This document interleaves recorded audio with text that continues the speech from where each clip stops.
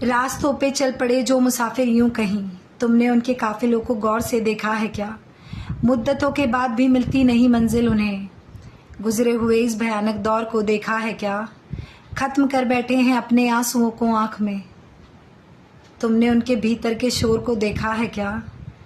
पाँव में छाले बहुत हैं फिर भी रुक पाते नहीं, तुमने उनके गहरे लाल पोर को देखा है क्या? ये बात कर रही हूँ मैं उन बच्चों की जो अपना पूरा पूरा दिन कोचिंग इंस्टीट्यूट और लाइब्रेरीज़ में इसलिए स्पेंड कर रहे हैं ताकि वो अपने भविष्य को उज्जवल बना सके। लेकिन हमारे कोचिंग इंस्टीट्यूट और लाइब्रेरीज़ क्या कर रहे हैं? पैसा उनसे पूरा ले रहे हैं, लेकिन सिक्योरिटी के नाम पे उन्हें क्या दे रहे हैं? सिर्फ एक एंट्री गेट। एक एंट्री गेट है, उसके अलावा कोई आपका वेंटिलेशन के लिए कुछ नहीं है, कोई विंडोज़ नहीं है, एग्जिट गेट नहीं है।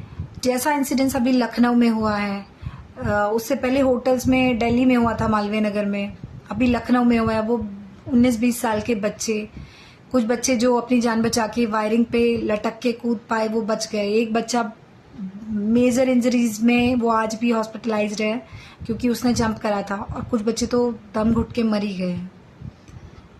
सरकार जो मुआवजा प्रदान करा रही है वो तो ठीक है, लेकिन क्या उससे उसके परिवार को शांति मिल जाएगी? क्या 2 लाख या 50,000 से उसके परिवार वालों का गुजारा हो जाएगा? वो बच्चा जो भविष्य में 1 महीने में उतनी आमदनी कमाने के सपने देखकर बैठा था, उसके परिवार को उसकी लाश के साथ 2 लाख या 50,000 रुपये दे देना कोई सरकार की बड़ी बात नहीं है।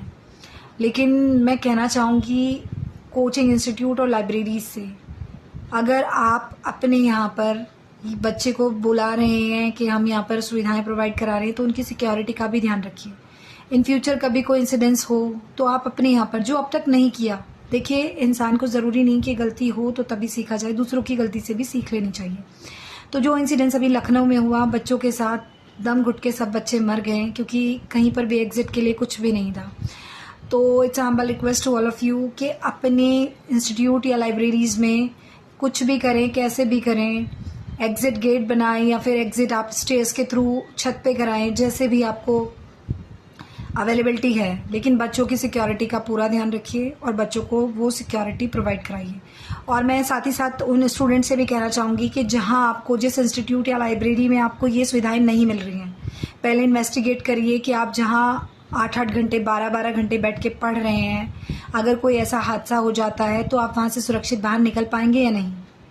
कम फीस का लालच देकर या फिर कुछ और कंपल्शंस बताकर ऐसे कोचिंग इंस्टीट्यूट को ज्वाइन मत करिए। आपका हक है, आप एक सही जगह पहुंचिए ताकि आप वहाँ से सुरक्षित अपने घर लौट के आएँ। अपने जीवन को दांव पे मत लगाइए। आप कदम उठाएंगे तो ये कोचिंग इंस्टीट्यूट, ये तो सबसे पहले आपको सिक्योरिटी प्रोवाइड कराएंगे, तो सबको अवेयर हो जाना है इसके लिए। Thank you.